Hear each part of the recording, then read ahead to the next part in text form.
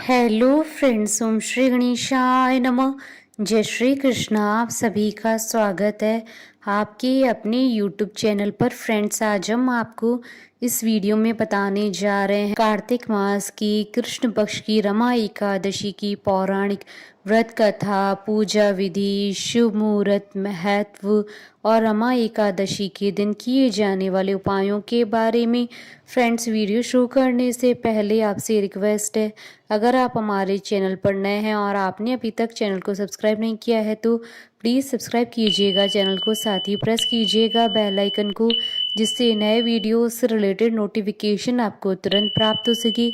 और वीडियो पसंद आने पर वीडियो को लाइक और शेयर जरूर कीजिएगा ताकि सभी भक्तों को इस वीडियो का लाभ प्राप्त हो सके।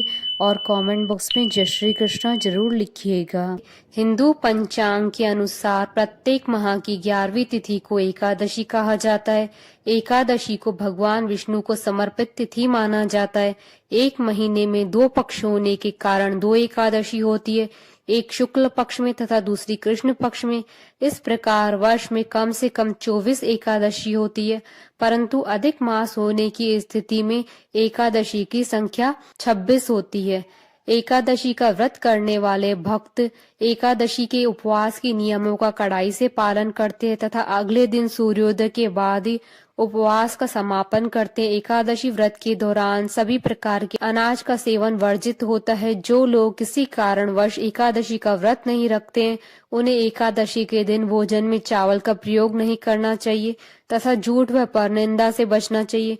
जो व्यक्ति एकादशी के दिन विष्णु सहस्त्र नाम का पाठ करता है, उस पर भगवान विष्णु की विशेष कृपा होती है। कार्तिक मास के कृष्ण पक्ष में आने वाली एकादशी को रमा एकादशी कहा जाता है। दिवाली से कुछ दिन पहले आने के कारण यह एकादशी बहुत खास होती है। रमा एकादशी का व्रत अन्य दिनों की तुलना में हजारों गुना अधिक फलदायी है। इस व्रत के प्रभाव से जीवन की सभी मनोकामनाएं पूरी होती है और किसी भी प्रकार का कष्ट नहीं होता है। भगवान विष्णु की पत्नी लक्ष्मी का एक नाम रमा भी है, इसलिए इस एकादशी को रमा एकादशी कहा जाता है। इस दिन विष्णु के पूर्णा अवतार केशव रूप की अर्चना भी की जाती। इस व्रत को करने से जीवन में कभी भी धन का अभाव नहीं होता है। जो व्यक्ति रमा एकादशी व्रत करता है, उसके सभी पाप धुल जाते हैं। ऐसे भक्त के जीवन में आई सभी बाधाएं दूर हो जाती है। रमा एकादशी व्रत के प्रभाव से व्यक्ति आध्यात्मिक रूप से मोक्ष को प्राप्त करता है। मोक्षदायिनी रमा एकादशी व्रत भगवान विष्णु के लिए किया जाता है। रमा एकादशी व्रत का पालन करने वाला व्यक्ति धर्म, अर्थ और मोक्ष के साथ पुरुषार्थ की भी प्राप्ति करता है। रमा एकादशी के व्रत में पद्म पुराण में भी बताया गया है कि इस पुराण के अनुसार रमा एकादशी व्रत रखने से कामधेनी और चिंतामणि के समान फल की प्राप्ति होती है। साथ ही माँ लक्ष्मी और विष्णु जी की विशेष कृपा बरसती है। व्यक्ति के जीवन में धन धान्य की कोई कमी नहीं रहती है। फ्रेंड्स, अब आइए जानते हैं रमा एकादशी के शुभ मुहूर्त के बारे में। हिंदू पंचांग के अनुसार इस बार रमा एकादशी 21 अक्टूबर 2022 शुक्रवार के दिन है। कार्तिक कृष्ण एकादशी तिथि प्रारंभ होगी 20 अक्टूबर 2022 को शाम 4:04 पर और कार्तिक कृष्ण एकादशी तिथि का समापन होगा 21 अक्टूबर 2022 को शाम 5:22 पर। व्रत पारण का समय रहेगा 22 अक्टूबर 2022 को सुबह 6:30 से सुबह 8:47 तक। पारण के दिन द्वादशी तिथि समाप्ति का समय रहेगा 22 अक्टूबर 2022 को शाम 6:02 पर। फ्रेंड्स, अब आइए जानते हैं रमा एकादशी की पूजन विधि के बारे में। एकादशी व्रत की शुरुआत दशमी तिथि से ही आरंभ हो जाती है, इसलिए इस दिन भी सात्विक भोजन ग्रहण करें। एकादशी के दिन प्रातः काल उठकर नित्य कर्म कर स्नान कर स्वच्छ वस्त्र धारण करें, भगवान विष्णु का पूजन करें। साथ ही विष्णु भगवान के साथ देवी लक्ष्मी की अर्चना भी जरूर करें। भगवान को प्रसाद का भोग लगाएं। ध्यान रखें कि इस प्रसाद को भक्तों में वितरित करें। विष्णु जी को तुलसी प्रिय है, इसलिए उन्हें तुलसी भी अर्पित करें, लेकिन एकादशी को तुलसी न तोड़ें। एक दिन पहले ही तुलसी तोड़ के रख सकते हैं। तुलसी बासी नहीं होती है। एकादशी को अन्न का सेवन वर्जित है। फलाहार या क्षमता अनुसार निर्जला व्रत रखें। एकादशी को रात्रि जागरण करके भजन कीर्तन करने का भी प्रावधान है। एकादशी का व्रत द्वादशी तक चलता है। द्वादशी तिथि को प्रातः काल उठकर विष्णु जी का पूजन करें। उसके बाद शुभ मुहूर्त में ब्राह्मण को भोजन कराएं और दक्षिणा दे, फिर स्वयं भी व्रत का पारण करें। फ्रेंड्स, अब आइए जानते हैं रमा एकादशी के दिन किए जाने वाले उपायों के बारे में। व्यापार में बढ़ोतरी के लिए आज के दिन सुबह भगवान विष्णु जी की पूजा के समय उनके पास 1 रुपए का सिक्का रखें और भगवान की पूजा के साथ ही उस सिक्के की भी रोली और फूलों से पूजा करें। पूजा के बाद उस सिक्के को एक लाल कपड़े में बांधकर अपनी तिजोरी या गले में रख दें। आज के दिन ऐसा करने से आपके व्यापार में निश्चय ही बढ़ोतरी होगी। अगर आप नौकरी में प्रमोशन को लेकर परेशान हैं तो अपनी इस परेशानी से छुटकारा पाने के लिए आज के दिन आपको विष्णु मंदिर में जाकर भगवान को पीले रंग के कपड़े भेंट करने चाहिए। आज के दिन ऐसा करने से नौकरी में प्रमोशन को लेकर आपकी परेशानी जल्दी दूर हो जाएगी। अगर आप अपने दाम्पत्य संबंधों में मजबूती लाना चाहते हैं तो आज के दिन सुबह स्नान के बाद श्री विष्णु भगवान की पूजा करें और उनके ओम नमो भगवते लक्ष्मी नारायणाय मंत्र का जाप करें। आज के दिन इस मंत्र की एक माला यानी 108 बार जाप करने से आपके दाम्पत्य संबंधों में मजबूती आएगी। फ्रेंड्स, अब आइए प्रारंभ करें रमा एकादशी की पौराणिक व्रत कथा। भाव वियल होते हुए अर्जुन ने कहा, हे श्री कृष्ण, आप मुझे कार्तिक माह के कृष्ण पक्ष की एकादशी की कथा सुनाइए। इस एकादशी का क्या नाम है तथा इसमें किस देवता का पूजन किया जाता है? इस एकादशी का व्रत करने से किस फल की प्राप्ति होती है? कृपा कर यह सब विधान पूर्वक कहिए। भगवान श्री कृष्ण जी ने कहा, हे अर्जुन, कार्तिक माह के कृष्ण पक्ष की एकादशी का नाम रमा है। इसका व्रत करने से सभी पापों का शमन हो जाता है। इसकी कथा इस प्रकार है, ध्यान पूर्वक श्रवण करो। पौराणिक काल में मुचुकुंद नाम का एक राजा राज्य करता था। इंद्र, वरुण, कुबेर, विभीषण आदि उसके मित्र थे। वह बड़ा सत्यवादी तथा विष्णु भक्त था। उसका राज्य बिल्कुल निष्कंटक था। उसकी चंद्रभागा नाम की एक कन्या थी, जिसका विवाह उसने राजा चंद्रसेन के पुत्र शोभन से कर दिया। वह राजा एकादशी का व्रत बड़े नियम से करता था और उसके राज्य में सभी कठोरता से इस नियम का पालन करते थे। एक बार की बात है, शोभन अपने ससुराल आया हुआ था। कार्तिक का महीना था। उसी मास में महापुण्यदायिनी रमा एकादशी आ गई। इस दिन सभी व्रत रखते थे। चंद्रभागा ने सोचा कि मेरे पति तो बड़े कमजोर हृदय के हैं, वे एकादशी का व्रत कैसे करेंगे, जबकि पिता के यहाँ तो सभी को व्रत करने की आज्ञा है। मेरा पति राजा आज्ञा मानेगा तो बहुत कष्ट पाएगा।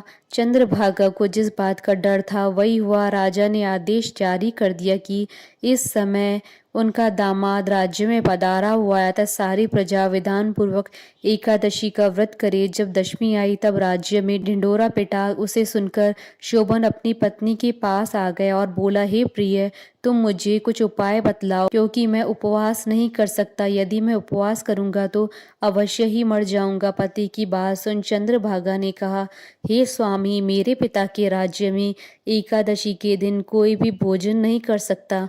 यहाँ तक कि हाथी, घोड़ा, ऊंट, पशु आदि भी तृण, अन्न, जल आदि ग्रहण नहीं करते। फिर भला मनुष्य कैसे भोजन कर सकते हैं? यदि आप उपवास नहीं कर सकते तो किसी दूसरे स्थान पर चले जाइए, क्योंकि यदि आप यहाँ रहेंगे तो आपको व्रत अवश्य ही करना पड़ेगा। पत्नी की बात सुन शोभन ने कहा, हे प्रिय, तुम्हारी राय उचित है, परंतु मैं व्रत करने के डर से किसी दूसरे स्थान पर नहीं जाऊंगा। अब मैं व्रत अवश्य ही करूंगा, परिणाम चाहे कुछ भी क्यों न हो। भाग्य में लिखे को भला कौन टाल सकता है। सभी के साथ शोभन ने भी एकादशी का व्रत किया और भूख प्यास से अत्यंत व्याकुल होने लगा। सूर्य नारायण भी अस्त हो गए और जागरण के लिए रात्रि भी आ गई। वह रात शोभन को असहनीय दुख देने वाली थी। दूसरे दिन सूर्योदय होने से पूर्व ही भूख प्यास के कारण शोभन के प्राण पखेरु उड़ गए। राजा ने शोभन के मृत शरीर को जल प्रवाह करा दिया और अपनी पुत्री को आज्ञा दी कि वह सती न हो और भगवान विष्णु की कृपा पर भरोसा रखे। चंद्रभागा अपने पिता की आज्ञा अनुसार सती नहीं हुई। वह अपने पिता के घर रहकर एकादशी के व्रत करने लगी। उधर रमा एकादशी के प्रभाव से शोभन को जल से निकाल लिया गया और भगवान विष्णु की कृपा से उसे मंदराचल पर्वत पर धन धान्य से परिपूर्ण तथा शत्रु रहित देवपुर नाम का एक उत्तम नगर प्राप्त हुआ। उसे वहाँ का राजा बना दिया गया। उसके महल में रत्न तथा स्वर्ण के खंभे लगे हुए थे। राजा शोभन स्वर्ण तथा मणियों के सिंहासन पर सुंदर वस्त्र तथा आभूषण धारण किए हुए बैठा था। गंधर्व तथा अप्सराएं नृत्य कर उनकी स्तुति कर रहे थे। उस समय राजा शोभन मानो दूसरा इंद्र प्रतीत हो रहा था। उन्हीं दिनों मुचुकुंद नगर में रहने वाला सोम शर्मा नाम का एक ब्राह्मण तीर्थ यात्रा के लिए निकला हुआ था। घूमते घूमते वह शोभन के राज्य में जा पहुंचा। उसको देखा वह ब्राह्मण उसको राजा का जमाई जानकर उसके निकट गया। राजा शोभन ब्राह्मण को देख आसन से उठ खड़ा हुआ और अपने ससुर तथा स्त्री चंद्रभागा की कुशल क्षेम पूछने लगा। शोभन की बात सुन सोम शर्मा ने कहा, हे राजन, हमारे राजा कुशल है तथा आपकी पत्नी चंद्रभागा भी कुशल है। अब आप अपना वृतांत बतलाइए।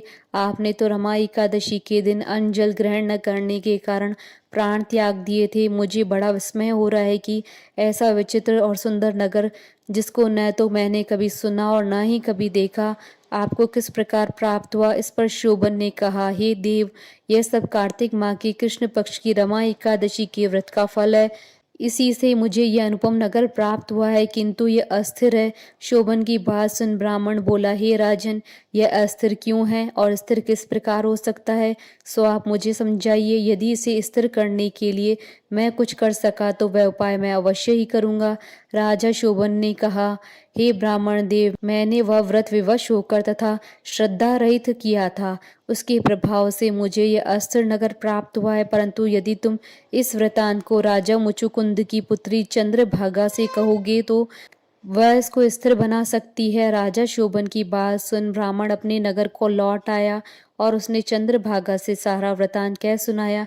इस पर राजकन्या चंद्रभागा बोली, हे ब्राह्मण देव, आप क्या वह सब दृश्य प्रत्यक्ष देखकर आए हैं या स्वप्न कह रहे हैं। चंद्रभागा की बात सुन ब्राह्मण बोला, हे राजकन्या, मैंने तेरे पति शोभन तथा उसके नगर को प्रत्यक्ष देखा है, किंतु वह नगर अस्थिर है। तू कोई ऐसा उपाय कर जिससे वह स्थिर हो जाए। ब्राह्मण की बात सुन चंद्रभागा बोली, हे ब्राह्मण देव, आप मुझे उस नगर में ले चलिए। मैं अपने पति को देखना चाहती हूँ। मैं अपने व्रत के प्रभाव से उस नगर को स्थिर बना दूंगी। चंद्रभागा के वचनों को सुनकर वह ब्राह्मण से मंदराचल पर्वत के पास वामदेव ऋषि के आश्रम में ले गया। वामदेव ने उसकी कथा को सुनकर चंद्रभागा का मंत्रों से अभिषेक किया। चंद्रभागा मंत्रों तथा व्रत के प्रभाव से दिव्य देह धारण करके पति के पास चली गई। शोभन ने अपनी पत्नी चंद्रभागा को देखकर उसे प्रसन्नता पूर्वक आसन पर अपने पास बैठा लिया। चंद्रभागा ने कहा, हे स्वामी, अब आप मेरे पुण्य को सुनिए। जब मैं अपने पिता के घर में 8 वर्ष की थी, तब ही से ही मैं सविधि एकादशी का व्रत कर रही हूँ। उन्हीं व्रतों के प्रभाव से आपका यह नगर स्थिर हो जाएगा और सभी कर्मों से परिपूर्ण होकर प्रलय के अंत तक स्थिर रहेगा। चंद्रभागा दिव्य स्वरूप धारण करके तथा दिव्य वस्त्र अलंकारों से सजकर अपने पति के साथ सुखपूर्वक रहने लगी। हे अर्जुन, यह मैंने रमा एकादशी का महात्म कहा है। जो मनुष्य रमा एकादशी के व्रत को करते हैं, उनके सभी पाप नष्ट हो जाते हैं। जो मनुष्य रमा एकादशी का महात्म सुनते हैं, वह अंत में विष्णु लोक को जाते हैं। कथा सार, भगवान श्री हरि बड़े दयालु और क्षमावान हैं। श्रद्धा पूर्वक या विवश होकर भी यदि कोई उनका पूजन या एकादशी व्रत करता है तो वह उसे भी उत्तम फल प्रदान करते हैं।